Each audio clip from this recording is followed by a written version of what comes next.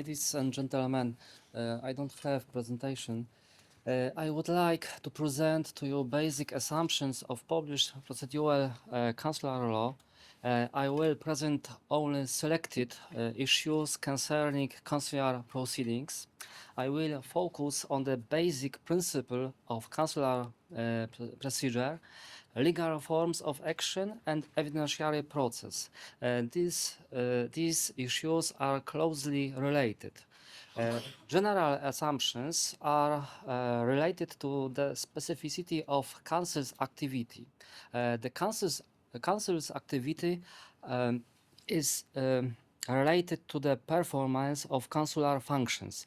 Consular functions include various of activities ranging from the functions of a notary to the classic functions of state administration. This scope of the Council's functions is regulated by Article 18 of Polish consular law. Performing administrative tasks is one of the basic consular functions, although this conclusion results only from systematic interpretation. The shortcomings of Article 18 of the consular law are addressed by the legislator later in the Act, specifically in Article 34, which outlines the consular function of performing a particularly administrative task outside the Republic of Poland. In most cases, the public administration tasks specified in Article 34 of consular law are classified as government administration tasks. Under Article 34, the following categories should be distinguished. An administrative matter resolved by the issuance of administrative decision. These are administrative matters sensu stricto. B. An administrative matter resolved by carrying out an action. These are administrative matters sensu largo. C. An administrative case in the broadest sense. These are administrative matter sensu larghissimo. D. The performance of a public task through various actions or sequences of factual and legal actions by the Council. In the first two types of cases, substantive law is applied. Resolving an administrative case in the strict sense involves applying substantive administrative law sensu stricto and culminates in the issuance of an individually specific act of law in the form of a decision. Conversely, resolving an administrative case sensu largo involves performing a material technical act, which falls within the category of law application sensu largo. In the case of the third category of tasks, the situation is more complicated.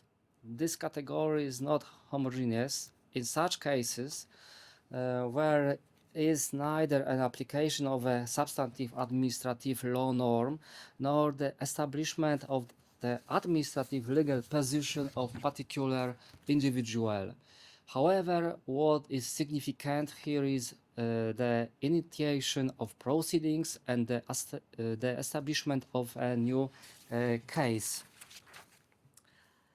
What is important, however, is that one procedure is dedicated to these various legal forms of administration activity. Procedural regulations have been made more flexible. In this way, it is possible to use them to perform various administrative tasks and issue different forms of administration activity. However, adopting the principle of flexibility does not contradict the principle of material flow and the principle of legalism. Both principles were implemented on the basis of flexible procedural regulation. Consular proceedings are best seen against the background of general legal regulations contained in the Code of Administrative Procedure. I will only mention the most important differences and similarities. These regulations differ in terms of what is regulated and what is omitted in the Polish consular law. First, the principle of the law. Compared to the general administrative proceedings regulated by the Code of Administrative Procedure, the consular law omits several key procedural regulations. The consular law lacks explicit provisions regarding the general principles of consular proceedings. However, the principles can be derived from the detailed regulation. Second, the most important difference is related to the scope of use of the consular procedure. It is used to apply substantive law and to perform other functions of the Council. This broader regulatory scope means that the consular procedure is designed to cover a wider range of council functions within a unified set of provisions. Consequently, the scope of consular procedure is objectively more extensive than that of general administrative procedure, which typically focuses on issuing acts that apply substantive law. Precise regulation of the scope of Council's tasks is an expression of the principle of legalism. The principle can also be derived from quite detailed procedural provisions. They are detailed but also guarantee some decision-making freedom. Third, the provisions governing the course of evidentiary process are the most distinctive. In consular proceedings, the reasoning of process is based only on two types of evidence: documentary evidence and statements from the parties involved. Scope of the evidentiary regulations allows the following conclusions to be drawn. First, proceedings before the Council are based on the principle of material flow. Second, the legislator implicitly prohibits using all possible types of evidence to explain the case, limiting admissible evidence to two types. Third, the responsibility to submit documents lies with the party.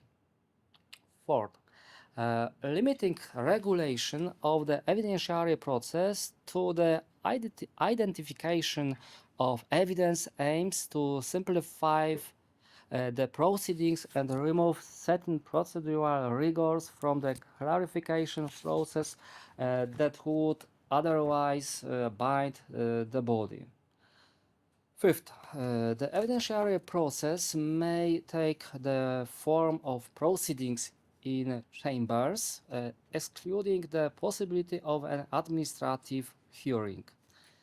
Sixth, it is the body's duty to evaluate the gathered evidence. This duty is only indirectly derived from the formal rule of ex officio evidence evaluations.